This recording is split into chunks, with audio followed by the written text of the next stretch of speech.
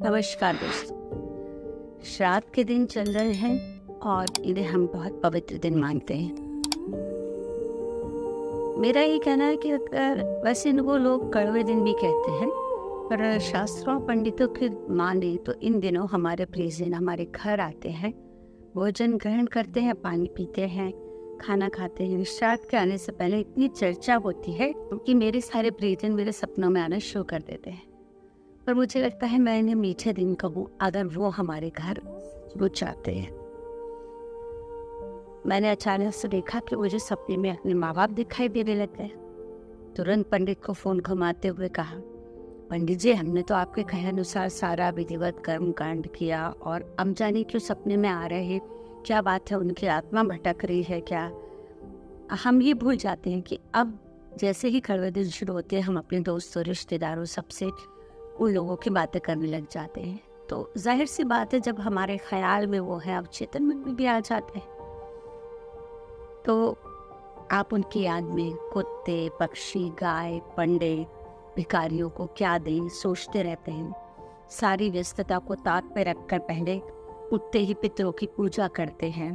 पर कुछ हाई से लगता है ना, क्या है? मन सोचता है काश वे उन्हें खिला पाते जो अब नहीं रहे। पर उनकी उम्र के बुजुर्गों को हम खाने पे बुलाते हैं। बुरा मत मानिएगा, जीते जी जब वो पुकार के कहते थे थोड़ी देर बैठो ना मेरे पास, तो माँ तो कुछ समझती ही नहीं।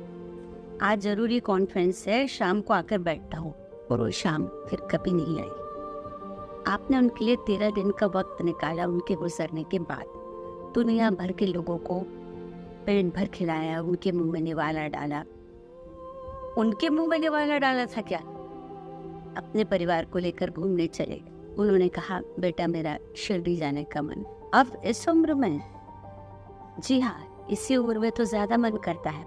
जब हम सारी जिम्मेदारियों से मुक्त हो जाते हैं तब उफ, बड़ा तंग करती है। कहा ना एक जगह बैठो, जब तक उठ के चल देती है। गिर जाओगी तो। और देखो गिरी गई ना, लोग देखने आए, उनसे कह रहे अब प्लास्टर लग गया। एक परेशानी और हो गई कि उन्हें प्लास्टर बंधा है पर वो उठ के खड़ी हो जाती है।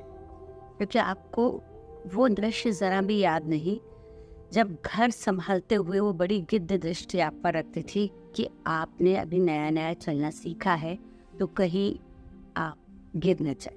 उसी तरह आपके पालनहार इस उम्र में गिरना सीख रहे हैं, तो आप भी उन्हें बिना कोसे संभालें। भरने के लिए तुम्हारे जीवन के बेरंग इंद्रधनुष में रंग, भरने के लिए जीवन के बेरंग इंद्रधनुष में रंग, वे खुद रंगहीन जीवन जीते रहे इस ख्याल से कि लग न जाए तुम्हारे पैरों में कांटा कहीं। अपनी फटी बीवाइयों को चुपचाप सीते रहे, अपनी खाली जीवन को कर्तव्यों की मिट्टी से पार अफसोस वे रीते रहे। तो आप रोज क्लब जाते हैं, आज उन्हें मंदिर ले जाए, ठीक है, उनको भोजन पछता नहीं, पर कभी तो उनके मन का खिले। बचपन में आप कुछ भी मुंह में डाल लेते थे, फिर आपका पेट खराब हो जाता, दिन भर आपको लूज मोशन लगते थे। वो दिन भर सफाई करती थी। हम जाने कब उनके प्रति इतने कठोर हो गए, हमें पता ही नहीं चला। अब उनके बिस्तर गंदा करते हम जरा से में चिल्लाने लगते हैं। मेरा उद्देश्य आपको ठेस पहुंचाना कतई नहीं, बस ये याद दिलाना है कि मन में कहीं मलाल ना रह जाए। पहले ही उनकी देखभाल कर लें। मैंने अपने सभी बुजुर्गों को खो दिया है, पर मन से संतुष्ट हूँ। जितना हो सकता था, बन सकता था, मैंने किया।